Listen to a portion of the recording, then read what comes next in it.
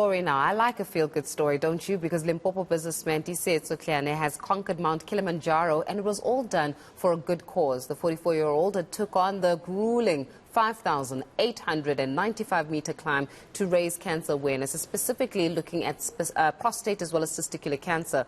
Now, according to the World Health Organization, cancer is a leading cause of death globally, accounting for nearly 1 in 6 deaths. So let's speak to Tleane now, who joins us in the studio on this amazing fate. Thank you so much for your time this morning, Tiisetjo. So first of all, congratulations. I don't know what you were thinking, but certainly you managed to conquer a mountain that many people also struggle to conquer. But let's talk a little bit about that experience, as well as the concept and really what were you doing this for? Good morning, Faith, and thank you.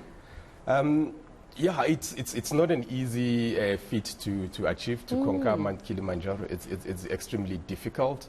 The weather condition up at the mountain, it's not great. It's below freezing point, and the altitude as well. I mean, here in South Africa, we are closer to sea level. When you are at the top of Kilimanjaro, you are almost 6,000 feet above sea level. Yeah. So it's not an easy one. It was a 6-day hike with a group of friends trying to raise awareness about cancer in generally.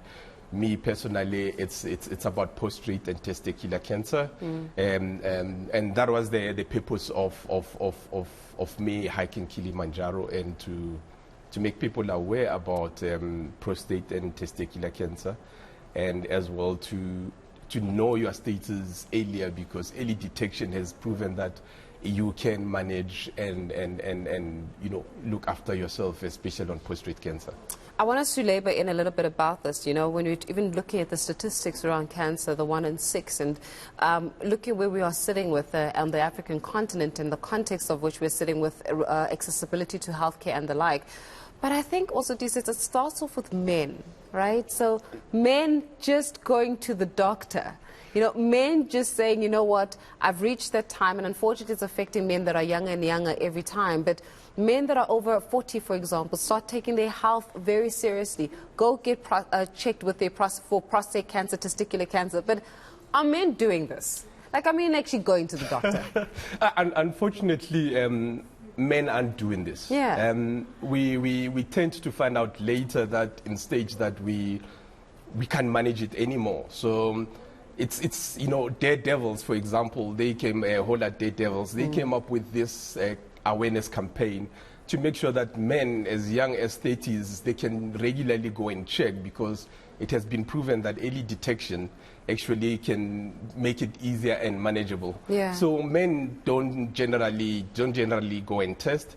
And that's why we do the awareness, the Daredevil awareness with our purple speedos, which to many people looks and sounds like a taboo, showing well, off. there you are. You climb Mount Kilimanjaro in actually a purple speedo yourself. So, I mean, listen, you conquered many things at the same time. But and again, it's saying that men don't like to go get checked out.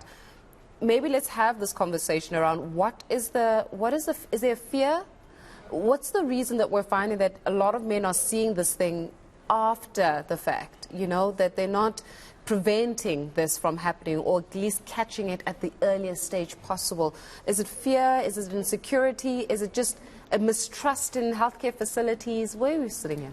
I think it's mainly fear. I mean, men don't usually talk about their men's health, and that's the negative about it. We sort of personalize it so much that I'm fearing out if I speak to my buddies or my peers to say, listen, hey, you know, things are not working out for me. And men don't go get checked. They don't go to the clinic. They'll rather go to Magogo down the road for... But they don't speak to their partners as well? They don't speak to their partners as well, to a certain extent, you know, which becomes a problem in the home. Yeah. If you can't speak to your partner about your issues and you don't get tested, you don't get help, that becomes a problem. And again, but it speaks to education, or maybe a rewiring of how we have defined manhood, and a rewiring of what does it mean to be a man who actually looks after themselves.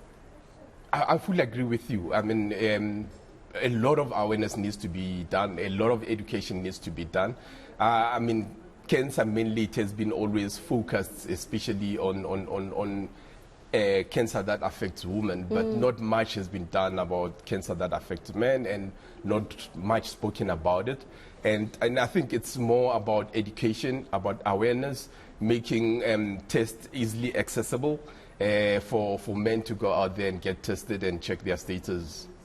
Okay, so let's talk a little bit about the climb now. Yeah. So, I mean, 6 days, it's grueling. You're going through this process. Is there not even a loss of oxygen when you get to a certain level? How do you overcome that? Because I can imagine how scary it must be to be at a certain peak or a certain height and feel like my body is literally feeling what's about to happen now.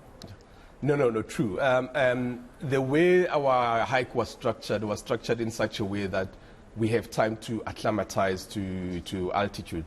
So on the first day, we hiked about 10 kilometers, and then we slept in tents in the mountain in one of the camps there, Camp Machame. The second day, we climbed to Camp Shira, which is about 3,500 feet.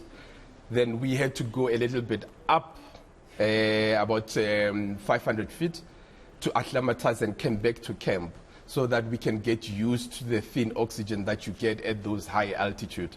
So on the summit night as well, we had to start hiking at about 11 p.m. at night. Oh, wow. Because during the day it becomes so difficult, it's hot, and then it makes it difficult for you to climb. So at 11 p.m. at night, we had to wake up and start hiking, and the temperatures were below freezing point. So it's below freezing point at night, and then obviously at a extreme heat during the day. Yes, at extreme heat during the day. So when you get up to Stella Point, which is about 100 few meters away from the Uhuru Peak, that's where complications starts with lack of oxygen, or headaches, or having time aches and stuff like that. So I personally had an issue with a bit of headaches, By the time I got to Uhuru, where I took those pictures that were shown there, I had a bit of headache, and I wanted nothing more but just to hike and kiss the Uhuru and come back down to a better level in terms of the altitude. So this is posing with headaches and everything else, wanting desperately to get back down again. Yeah, this is posing with headaches and desperately wanting to get back down to a lower level. Yeah. So is it warm there? It was warm. There it was around 9 o'clock in the morning. Yeah. So we started hiking at 11 o'clock. So it took us almost 10 hours to get to that point. Sure. So there was a bit of snow. It was warm in terms of the sun, but there was ice all over around us there.